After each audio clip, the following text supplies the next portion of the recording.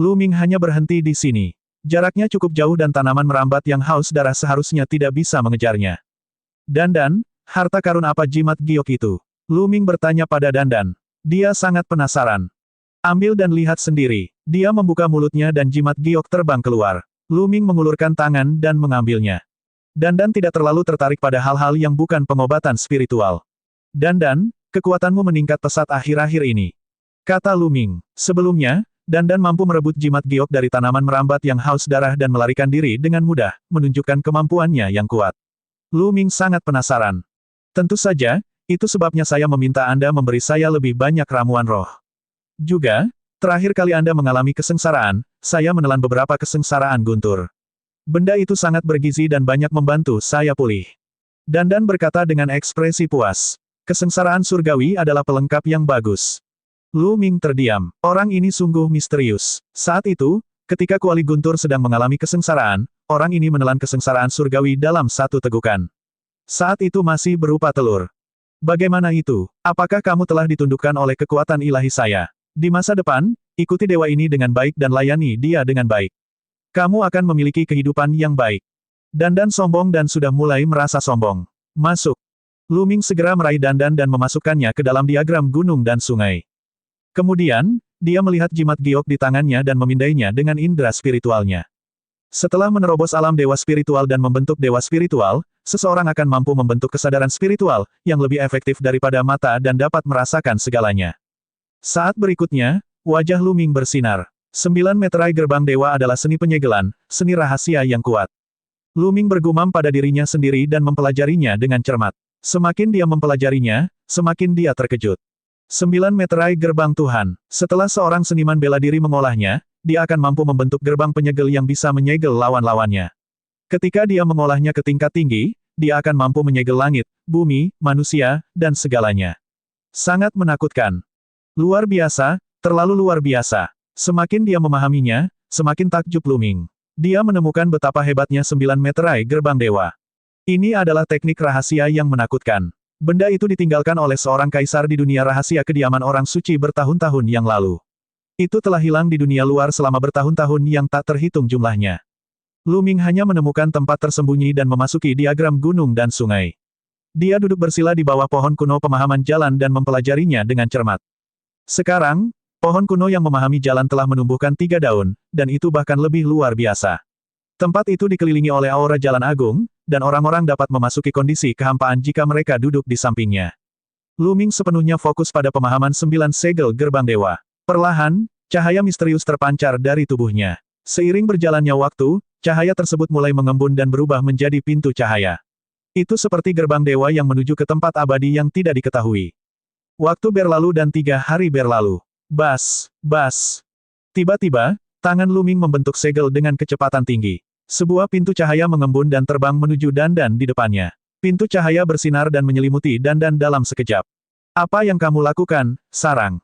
Keempat anggota badan Dandan menari-nari dengan liar seolah-olah dia ditekan. Baru setelah seluruh tubuh Dandan bersinar dan menuliskan segala macam formasi, dia berhasil melarikan diri.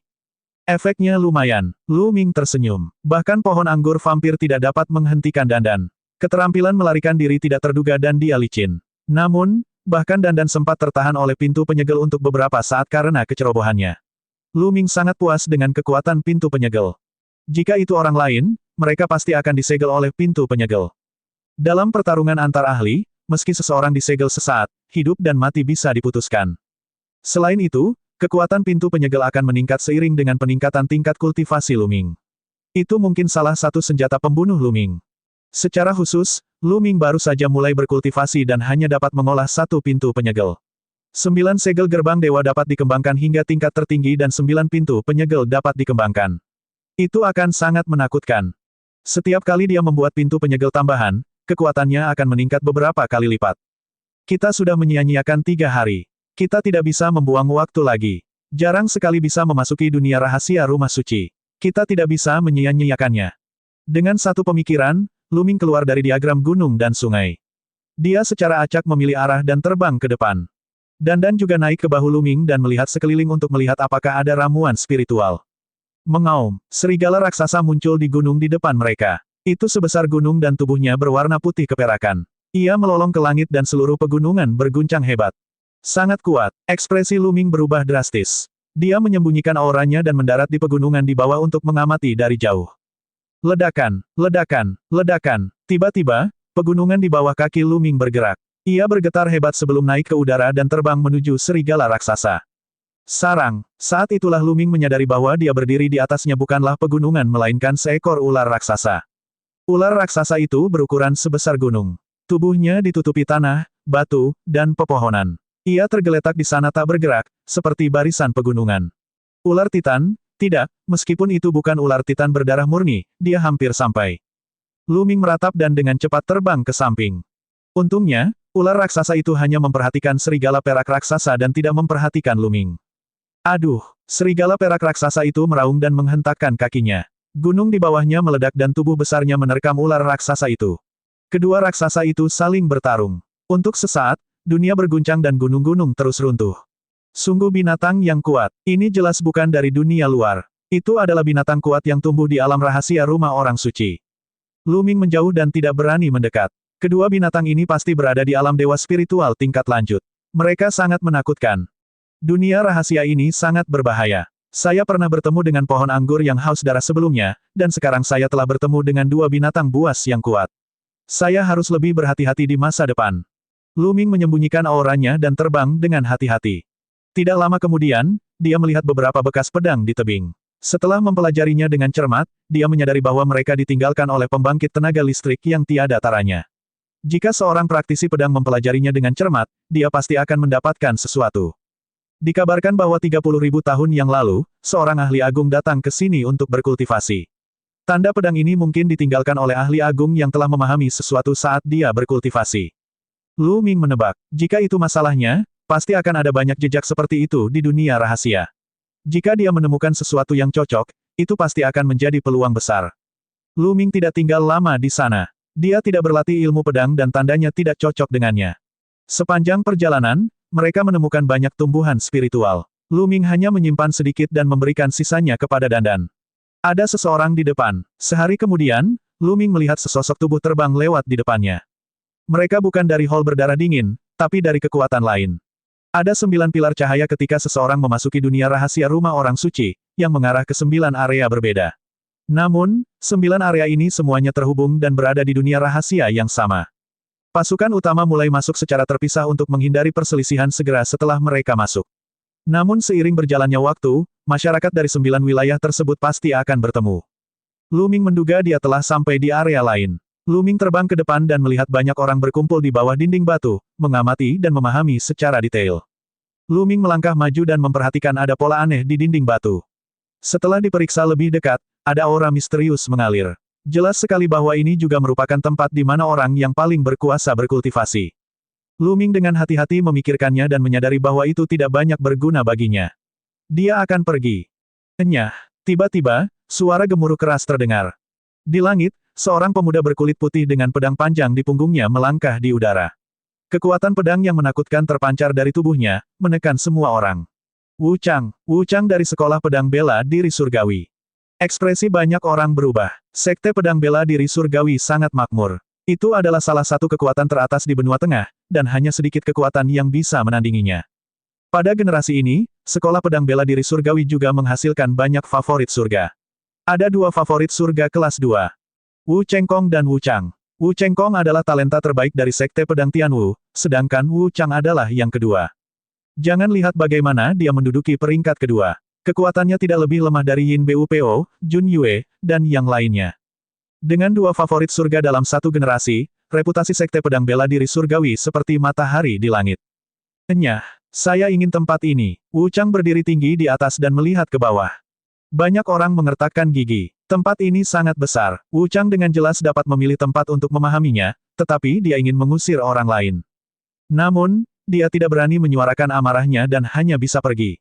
Banyak orang yang baru saja memahaminya dan tidak punya pilihan selain berhenti dan pergi. Kamu masih belum pergi. Wu Chang memandang Lu Ming, matanya tajam seperti kilat. Ekspresi Lu Ming tenang. Dia melirik Wu Chang dan pergi. Tempat ini tidak berguna baginya. Lagi pula dia sudah berencana untuk pergi, jadi tidak perlu bertengkar dengan Wu Chang. Sekolah Pedang Bela Diri Surgawi benar-benar sombong. Tetap tenang, Sekte Pedang Surgawi telah mengirim banyak penggarap kuat ke sini. Kultivator terbaik dari generasi sebelumnya juga ada di sini. Dia tidak berbakat seperti Wu Chang dan Wu Chengkong, tapi dia telah berkultivasi selama lebih dari 10 tahun. Dia sangat kuat, sebaiknya kita tidak menyinggung perasaannya. Beberapa orang berdiskusi dengan suara pelan dan meninggalkan tempat itu. Lu Ming menuju ke utara dan segera muncul kembali 10.000 mil jauhnya. Gan, teriakan bergema di langit saat elang raksasa terbang melintasi langit. Aura yang sangat kuat, ini juga merupakan burung pemangsa yang sangat kuat, penguasa alam rahasia ini. Elang raksasa itu terbang ke tebing di depan mereka dan mendarat. Lu Ming kemudian menyadari bahwa ada sarang di tebing. Itu, dari jauh, Lu Ming memperhatikan ada aura aneh di tebing. Ada jejak samar di atasnya yang sepertinya adalah sosok manusia. Ada jejak yang ditinggalkan oleh ahli yang maha kuasa. Aku ingin tahu apakah itu akan berguna bagiku. Lu Ming dengan hati-hati mendekati sarang elang raksasa dan menunggu dengan sabar. Penantian ini berlangsung sepanjang hari. Keesokan harinya, elang raksasa menjerit panjang, melebarkan sayapnya, dan terbang menjauh dari sarangnya. Elang raksasa itu berada jauh sekali. Lu Ming bergegas ke dasar tebing untuk melihat lebih dekat. Ada sosok yang terukir di dinding tebing, dan sosok tersebut sepertinya sedang melancarkan serangan. Ledakan, ledakan. Dia melihat lebih dekat dan melihat sosok itu tampak bergerak. Niat membunuh yang mengerikan meledak dan menyelimuti Lu Ming. Membunuh. Dengan teriakan nyaring, telapak tangan sosok itu menghantam Lu Ming. Niat membunuh yang mengerikan menyelimuti Lu Ming. Tubuh Lu Ming menjadi dingin, dan dia tidak bisa memikirkan perlawanan. Telapak tangan pihak lain langsung mendarat di tubuhnya. Lu Ming terkejut. Dia mundur ke belakang, hanya untuk menyadari bahwa semuanya hanyalah ilusi. Luar biasa, Lu Ming menghela nafas lega. Dia sedikit terkejut tapi juga sedikit bersemangat. Ini adalah teknik bela diri yang sangat kuat dan mengandung niat membunuh. Bahkan bisa mempengaruhi pikiran seseorang. Meridian darah ketiga Lu Ming mampu memanfaatkan konsep pembantaian yang kuat. Teknik seni bela diri ini sangat berguna bagi Lu Ming. Saya akan mencoba memahaminya di sini dan melihat apakah saya bisa memahami teknik pertarungan ini. Kata Zhang Xuan. Lu Ming melangkah maju dan melihat lebih dekat. Lu Ming menjaga hatinya dengan erat dan tidak ada yang bergerak. Bas, kali ini, bukan serangan telapak tangan. Sebuah pedang muncul di tangan sosok itu dan dia menebasnya. Lu Ming tidak bergerak dan membiarkan pedang itu menembusnya. Benar saja, pedang tempur itu seperti pantom. Setelah tebasan, ia melakukan langkah selanjutnya. Kali ini berubah menjadi pedang. Bas, wosh, sosok ini bergerak tanpa hambatan, menampilkan segala macam serangan. Senjata di tangannya juga tidak bisa ditebak. Keterampilan bela diri yang luar biasa. Lu Ming melihatnya sebentar dan akhirnya menemukan sesuatu. Teknik bela diri semacam ini tidak memiliki bentuk tetap, atau lebih tepatnya, bentuknya hanya di permukaan. Poin utamanya adalah niat. Setelah memahami maksud dari teknik bela diri ini, senjata apapun akan mampu mengerahkan kekuatan yang besar. Ini adalah gaya membunuh, yang diciptakan khusus untuk membunuh orang, dan kekuatannya sangat kuat. Lu Ming duduk bersila di udara, memahami dan mempelajari secara detail. Di malam hari, pekikan terdengar di langit. Elang raksasa telah kembali. Lu Ming meninggalkan tempat itu dan duduk bersila tidak jauh untuk melanjutkan pemahamannya. Keesokan harinya, setelah elang raksasa pergi, Lu Ming kembali ke tebing untuk melanjutkan pemahamannya. Bocah, pergilah. Tiba-tiba, raungan keras mengganggu pemahaman Lu Ming. Ada kilatan dingin di mata Lu Ming. Dia berbalik untuk melihat. Wu Chang, orang ini lagi. Sekarang, matanya tertuju pada tebing ini. Enyah, Lu Ming berteriak dengan dingin. Wu Chang tercengang. Dia tidak menyangka Lu Ming akan berani menyuruhnya nyah. Lalu, mata Wu Chang dipenuhi dengan niat membunuh. Dia menatap Lu Ming dan berkata, "Nak, tahukah kamu dengan siapa kamu berbicara? Jika Anda mengatakan hal yang salah, Anda harus membayar dengan nyawa Anda." Enyah, suara Lu Ming menjadi lebih dingin saat dia mengucapkan kata kedua. "Kamu sedang mencari kematian. Mati!" Wu Chang berteriak dengan dingin. Pedangnya Ki melonjak dan dia memotong telapak tangannya. Cahaya pedang yang menakutkan menebas Lu Ming. Lu Ming dengan santai melambaikan tangannya dan membuat kilatan pedang itu terbang. Dia kemudian berdiri dan berjalan menuju Wu Chang. "Kamu punya kemampuan, tapi kamu salah jika bersikap sombong di depanku." Wu Chang berteriak sambil menghunuskan pedangnya. Suara mendesing. Pedang tempur menembus kehampaan, meninggalkan celah yang mengerikan di angkasa. Roar roar roar, raungan naga bergema dari dalam tubuh Lu Ming. Kekuatan naganya meledak, dan cahaya ungu terpancar dari tubuh Lu Ming. Dengan serangan telapak tangan, pedang Ki Wu Chang hancur. Lu Ming tidak berhenti dan terus bergerak menuju Wu Chang. "Kamu," Wu Chang terkejut. Dia menganggapnya sulit dipercaya. Kekuatan tempur Lu Ming jauh melampaui imajinasinya. Dari mana asal pakar ini? Wu Chang tidak punya waktu untuk berpikir. Dia dengan cepat mundur, dan garis keturunan pedang pertempuran muncul di atas kepalanya. Itu adalah garis keturunan tingkat Dewa ke-8. Dia melakukan fusi darah dan berubah menjadi pedang tempur. Dia memadamkan cahaya pedang yang mengejutkan dalam upaya untuk memotong Lu Ming menjadi dua. Dentang, Lu Ming mengepalkan tinjunya dan mengaktifkan teknik penekan surga, menyerang pedang dengan kekuatan yang menakutkan. Pedang tempur itu bergetar hebat dan hampir hancur, terbang jauh. Bas, Lu Ming maju selangkah dan melayangkan pukulan. Pedang tempur itu bergetar hebat dan terlempar sejauh puluhan ribu meter, membelah dua gunung menjadi dua. Lari-lari, Wu Chang sangat ketakutan. Dia mengendalikan pedangnya dan berbalik untuk lari. Lu Ming melangkah ke udara dan mengejar. Wu Chang berubah menjadi sinar pedang dan sangat cepat. Dia terbang ratusan mil dalam sekejap. Namun, Lu Ming bahkan lebih cepat. Dia mendekat dengan kecepatan ekstrim dan Wu Chang hampir kehabisan akal. Berhenti, saya adalah murid dari faksi pedang bela diri surgawi. Jika kamu berani menyerangku lagi, kamu akan membuat faksi pedang bela diri surgawi menjadi musuh. Wu Chang takut. Dia membesarkan sekte pedang Tianwu dengan harapan bisa menaklukkan Lu Ming. Lu Ming mencibir dan terus melangkah maju, mengepalkan tinjunya dan meninju. Tanpa ragu, Lu Sheng telah meledak dengan 7 sinar energi naga, mengaktifkan penjara yang menekan seni surgawi, dan dikombinasikan dengan keinginan 5 warna, kekuatannya sangat menakutkan. Dentang, pukulan lain mendarat di pedang itu. Kali ini, Wu Chang tidak dapat memblokirnya lagi. Pedang itu meledak, memperlihatkan tubuh aslinya. Dia memuntahkan seteguk darah dan lari dengan panik. Astaga, siapa itu? Sepertinya itu Wu Chang. Ya, itu dia. Dia sebenarnya melarikan diri dan diburu. Siapa yang begitu kuat? Bisakah kamu mengejar Wu Chang? Kalau begitu, bukankah itu yang kalah? Dialah yang mengejar Wu Chang. Dia sangat menakutkan. Dia baru saja menghancurkan fusi garis keturunan Wu Chang dengan satu pukulan. Sampah apa? Dia jelas merupakan favorit surga yang langka dengan kekuatan tempur yang tak tertandingi. Pantas saja dia bisa melewati Gua Tiangang. Tak jauh dari situ, 5 atau 6 orang lewat. Ketika mereka melihat pemandangan ini, mereka tercengang. Wu Chang tidak mengenal Lu Ming karena Wu Chang tidak ada saat mereka pergi ke Gua Tiansu. Dia baru tiba setelah buku rahasia rumah orang suci dibuka. Namun, sedikit orang yang lewat mengenali Lu Ming. Saat itu, mereka mengira Lu Ming berhasil melewati Gua Tiansu karena keberuntungan. Sekarang, mereka sangat terkejut dan mengira mereka sedang bermimpi. Lu Ming melemparkan 9 langkah naga yang menapaki surga dengan kecepatan yang mencengangkan. Dia menyusul Wu Chang dalam beberapa saat dan melayangkan pukulan lagi. Jangan, Wu Chang meraung dan berusaha sekuat tenaga untuk melawan, namun separuh tubuhnya masih patah akibat pukulan tersebut. Bang! Kemudian, Lu Ming menginjakkan kakinya ke bawah. Wu Chang menjerit kesakitan dan tercabik-cabik. Favorit surga kelas 2 lainnya terbunuh.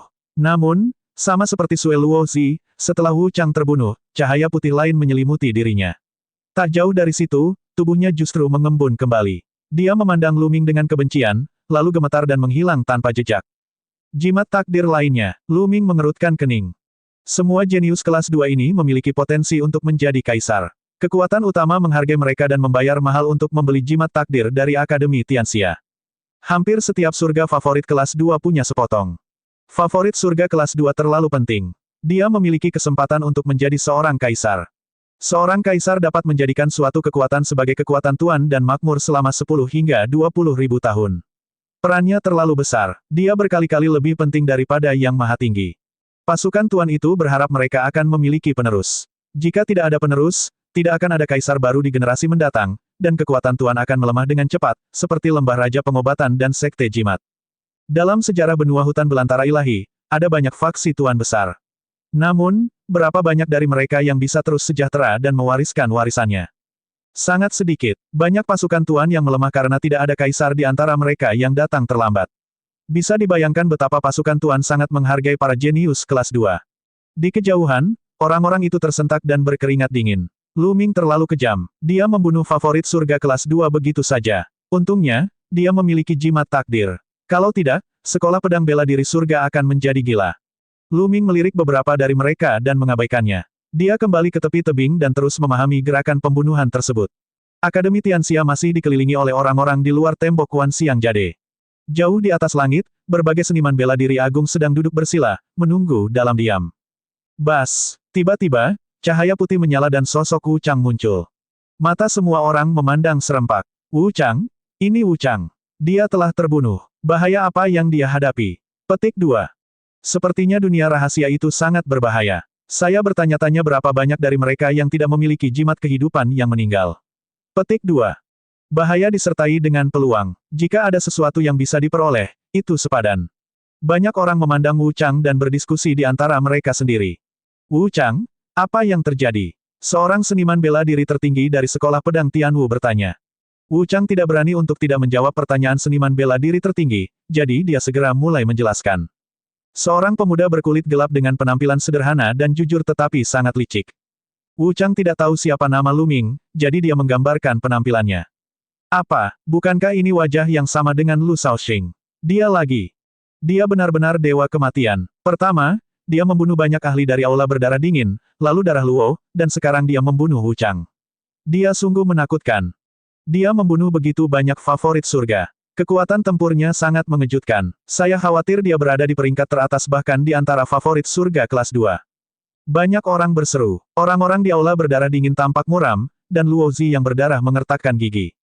Jika kalian sedang berdiskusi, silakan saja. Mengapa Anda harus melibatkan mereka?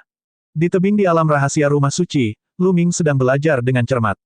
Setiap kali elang raksasa kembali, dia akan pergi. Keesokan harinya, ketika elang raksasa keluar mencari makanan, dia akan pergi dan memahaminya. Selama 5 hari berturut-turut, dia memperoleh banyak hal. Tanda itu tidak lengkap, itu hanya semacam niat. Lu Ming memahami 5 gaya membunuh dari niat ini. Lu Ming menamakannya 5 gaya membunuh. Kelima bentuk penyembelihan tidak memiliki gerakan khusus. Itu hanya semacam metode penggunaan konsep penyembelihan. Dengan kata lain, tanpa konsep penyembelihan, itu sama sekali tidak berguna. Namun, ketika Lu Ming meminjam kekuatan Blood Meridian ketiga, dia bisa meminjam konsep pembantaian, dan 5 gaya membunuh bisa berguna. Sebelumnya, Lu Ming hanya meminjam kekuatan garis keturunan ketiga. Dengan 5 teknik pembantaian, niscaya akan lebih dahsyat. Sudah hampir waktunya. 5 hari kemudian, Lu Ming bangkit dan pergi. Jejak ini belum lengkap, jadi meskipun dia terus memahaminya, dia tidak akan mendapatkan banyak keuntungan. Lu Ming meninggalkan tempat itu dan terus mencari peluang. Sehari kemudian, Lu Ming tiba di pegunungan yang subur. Sarangnya, mengapa semua ramuan roh di jalan telah digali? Bajingan mana yang melakukan ini? Dan. Berlarian seperti embusan angin sambil mengumpat dan mengumpat. Ki spiritual di pegunungan ini sangat padat. Pohon-pohon kuno menjulang tinggi ke langit. Sepanjang perjalanan, mereka menemukan lusinan lubang, semuanya ditinggalkan oleh ramuan spiritual yang telah digali. Menurut spekulasi Dandan, mereka semua tertinggal oleh tumbuhan roh tingkat 8. Kemarahannya jelas telah diambil oleh orang lain. Mereka menggali terlalu teliti. Tidak ada sehelai rambut pun yang tersisa. Dandan menghela nafas. Lu Ming juga terdiam. Mereka telah mengubah beberapa posisi di hutan ini dan itu sama saja. Ada seseorang di depan. Tiba-tiba, Dandan melebarkan matanya dan naik ke bahu Lu Ming. Lu Ming menyembunyikan auranya dan bergerak maju dengan hati-hati. Di hadapannya, sesosok tubuh berpakaian putih sedang berjalan di udara dan berkelebat di dalam hutan.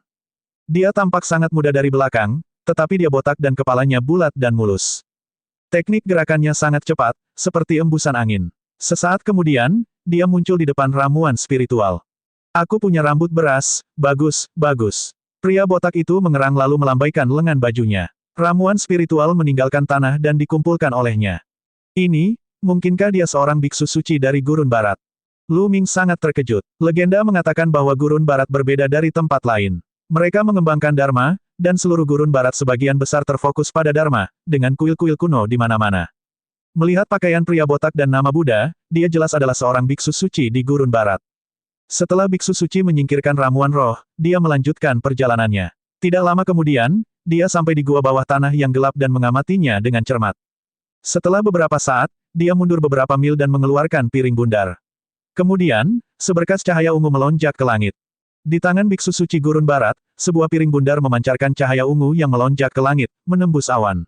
Itu sangat mengejutkan, dan bahkan dari jauh pun bisa terlihat. Setelah beberapa lama, biksu suci Gurun Barat menyimpan cakram itu, dan pilar cahayanya menghilang. Ini karena ada banyak seberkas cahaya yang memancar dari kejauhan. Seseorang telah tertarik ke sini. Apa yang orang ini coba lakukan? Lu Ming, yang bersembunyi tidak jauh, melihat semuanya.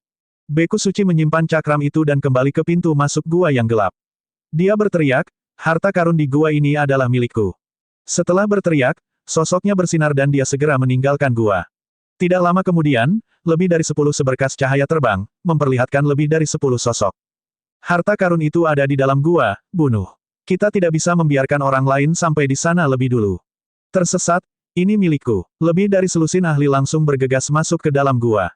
Mengaum, mengaum, mengaum. Di dalam gua, auman liar binatang buas keluar. Seluruh tanah berguncang, dan pertempuran sengit terjadi di dalam gua. Orang ini membunuh dengan pisau pinjaman. Lu Ming tercengang. Bukankah mereka mengatakan bahwa para biksu suci di gurun barat semuanya baik hati dan akan menyelamatkan semua makhluk hidup? Orang ini terlalu tidak bisa diandalkan. Mungkinkah dia palsu? Saya punya rambut beras, saya tidak punya rambut, Buddha itu penyanyang. Orang itu meneriakkan nama Buddha lagi. Sosoknya bersinar, tapi dia tidak memasuki gua. Sebaliknya, dia pergi ke arah lain. Orang ini sangat misterius. Ayo pergi dan lihat. Lu Ming diam-diam mengikuti di belakang biksu suci gurun barat dan tiba di suatu tempat yang jaraknya puluhan mil. Ada sebuah gua besar di tempat ini. Pada saat ini, Lu Ming mendengar suara gemuruh yang memekakkan telinga datang dari dalam gua, yang perlahan menghilang di kejauhan. Ini, Lu Ming tercengang. Dia akhirnya mengerti apa tujuan orang ini. Gua ini terhubung ke gua yang jaraknya puluhan li. Orang di gurun barat telah menggunakan yang lain di gua itu untuk memancing binatang-binatang itu pergi, sehingga dia bisa dengan mudah masuk dari gua ini dan menemukan harta karun itu. Bagaimana ini bisa menjadi biksu suci yang penuh belas kasihan? Ini jelas merupakan biksu yang tidak bermoral. Biksu itu diam-diam melihat sekeliling. Lu Ming akhirnya melihat wajahnya. Ia memiliki wajah baby face, sedikit tembem, dan kulit mulus yang membuat iri para wanita. Warnanya merah muda dan lembut, dan dia tampak tidak berbahaya. Dia melihat sekeliling, melantunkan nama Buddha, dan bergegas ke dalam gua. Orang ini benar-benar bukan orang baik. Di bahunya, Dan memandangnya dengan jijik. Lu Ming mengerucutkan bibirnya dan berpikir, kamu mirip dengannya. Pasti ada harta karun di gua ini. Ayo masuk dan lihat. Lu Ming juga bergegas masuk ke dalam gua dengan hati-hati. Gua itu sangat besar, dan setelah beberapa ribu meter, gua itu menjadi lebih luas, seperti gua bawah tanah yang besar. Di depan mereka, masih terdengar suara gemuruh samar. Jelas sekali bahwa pertempuran itu sangat intens. Sarangnya, saya melihat beberapa lubang. Pasti ada tumbuhan roh yang tumbuh di sana, tapi semuanya digali oleh biksu itu. Sayang sekali. Dan menghela nafas. Keduanya bergerak maju dan menemukan bahwa gua bawah tanah saling bersilangan, dan sosok biksu itu telah lama menghilang. Lu Ming berjalan ke depan dengan santai dan tiba-tiba berhenti. Cahaya ungu menarik perhatiannya. Di salah satu dinding, cahaya ungu kabur terpancar. Itu kabur dan indah. Lu Ming mengedarkan inti esensialnya dan menyapu batu di permukaan. Kristal ungu seukuran lengkeng muncul. Ini adalah kristal api ungu. Setelah keterkejutan awal, Lu Ming sangat gembira. Kristal api ungu adalah bahan berharga yang sangat langka. Itu bisa digunakan untuk memurnikan senjata dan juga bisa digunakan untuk memurnikan pil. Itu sangat berharga. Yang paling penting adalah kristal api ungu adalah salah satu bahan utama terpenting dalam menyempurnakan ramuan nirwana. Itu adalah materi level 9. Lu Ming tidak menyangka akan menemukan kristal api ungu di sini. Dia segera memadatkan esensi vitalnya menjadi pisau dan menggali bebatuan di sekitarnya untuk menggali kristal api ungu. Ini sangat berat. Kristal api ungu seukuran mata naga, namun beratnya lebih dari 5.000 kilogram. Benar-benar mengejutkan. Saya tidak tahu apakah masih ada lagi. Setelah Lu Ming menyimpan kristal api ungu, dia melihat sekeliling dengan hati-hati. Akan sangat bagus jika dia dapat menemukan beberapa lagi. Meskipun ramuan nirwana tidak banyak berguna bagi Lu Ming, namun sangat berguna bagi orang lain.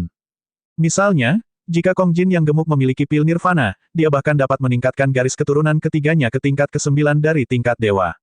Orang tuanya, murid-muridnya, Xian Yanxing, dan Mulan semuanya akan sangat berguna baginya di masa depan. Jika ada kesempatan, Lu Ming ingin mengumpulkan bahan dan memperbaiki beberapa tungku. Setelah berjalan-jalan sebentar, Lu Ming memang menemukan sesuatu. Cahaya ungu memancar dari dinding. Saat Lu Ming hendak menggali, hembusan angin yang menakutkan menyerangnya. Lu Ming terkejut. Dia berbalik dan memukul telapak tangan.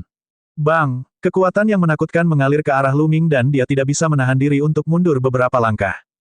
Sungguh kekuatan yang kejam. Lu Ming diam-diam terkejut. Meskipun dia tidak melepaskan energi naganya sekarang, esensi vitalnya sangat kuat.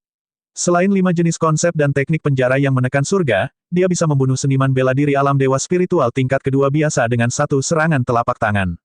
Namun, dia kini terpaksa mundur.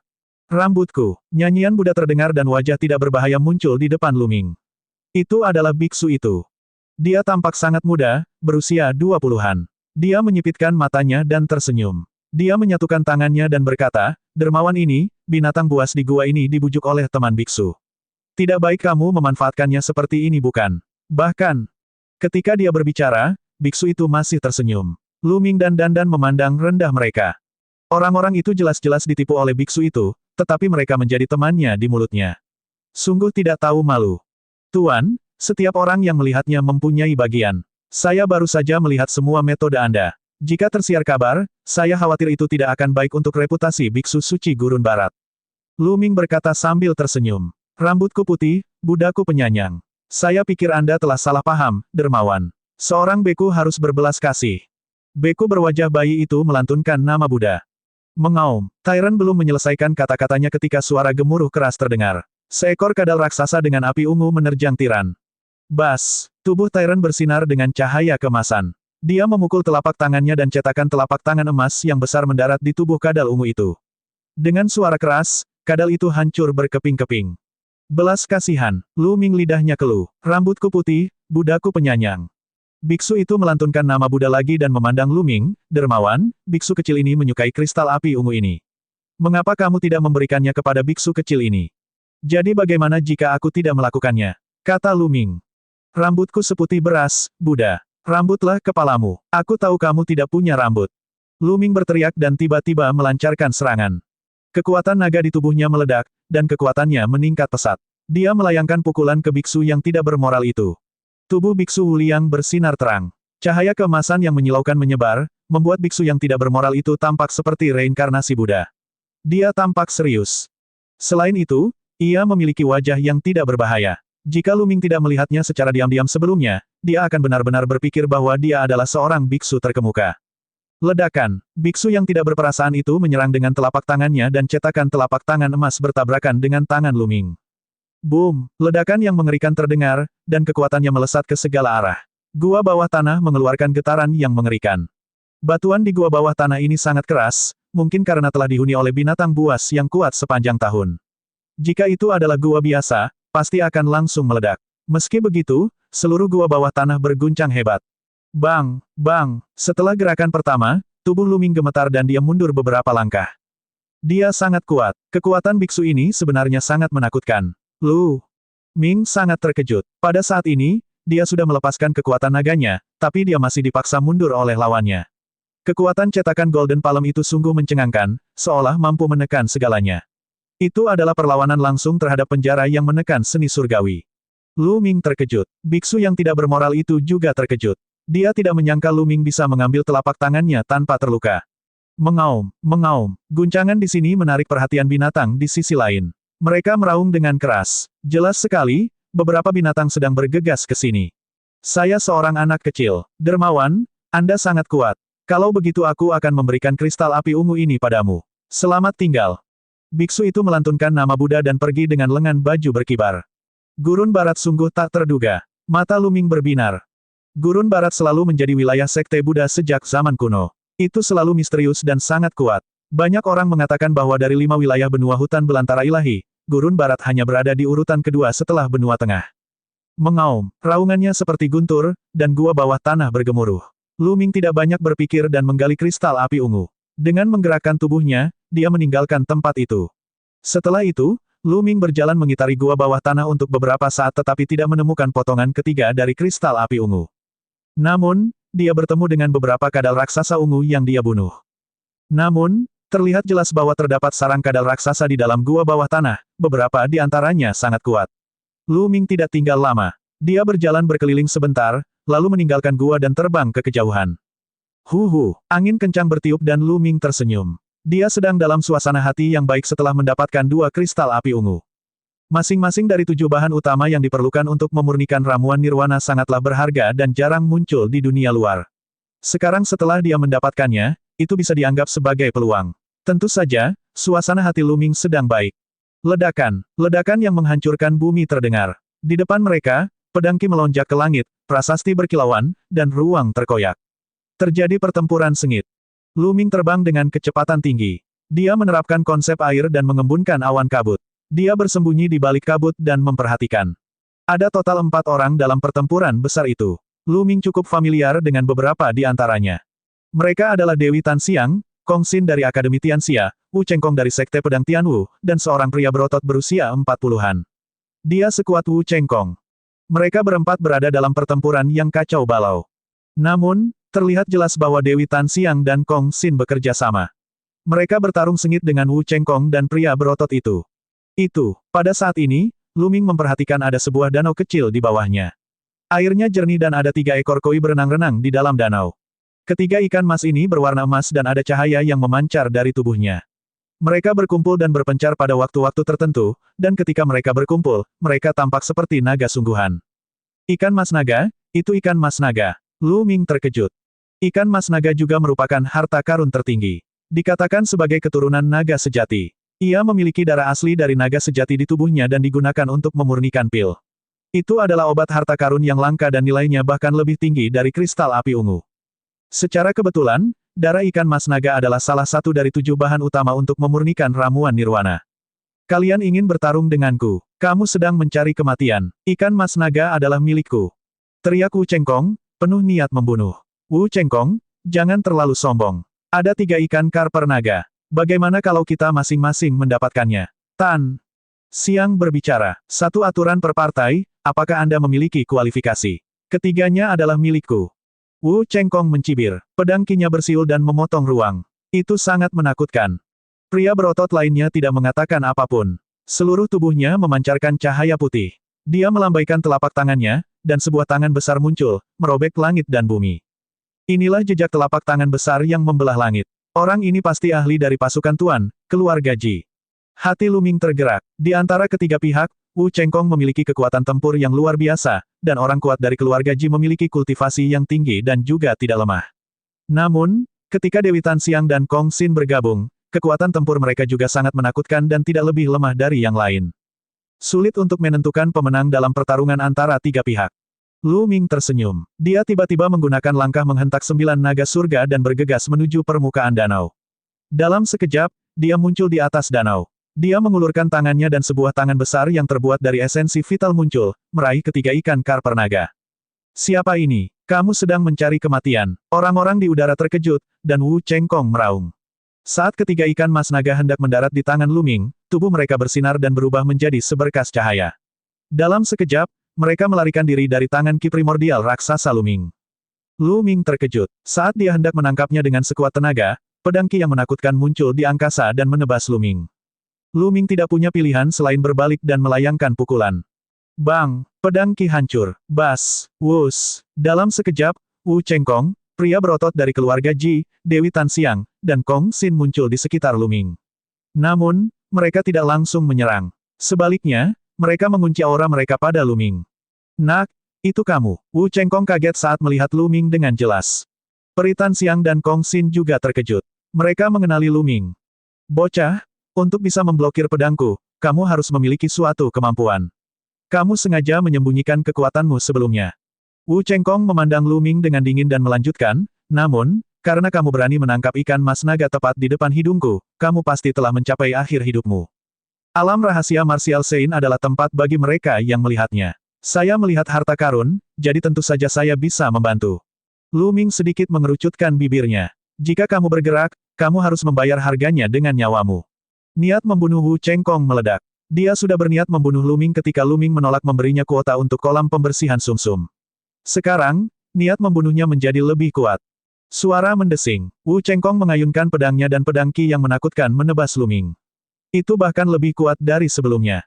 Lu Ming tidak takut. Dia mengaktifkan seni surgawi penghancur penjara, meledak dengan kekuatan naga, dan melayangkan pukulan. Ledakan, langit dan bumi bergetar dan kekuatannya melonjak.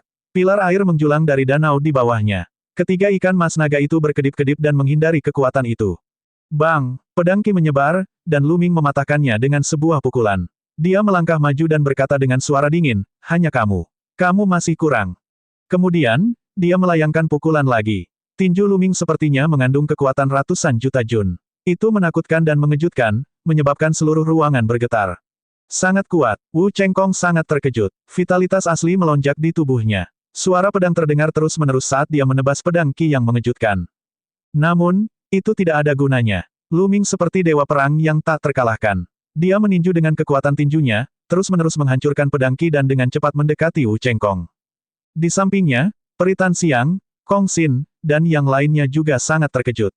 Mereka tidak pernah menyangka bahwa pemuda ini, yang dianggap beruntung melewati Gua Tiansu, akan memiliki kekuatan tempur yang begitu kuat. Itu terlalu menakutkan. Kenapa gaya bertarung orang ini terlihat familiar? Kata Peri Tanxiang, saya memiliki perasaan yang sama. Kata Kong Xin, Bas. Tiba-tiba, lelaki kuat dari keluarga Ji itu bergerak dan menerkam ikan mas naga di bawah.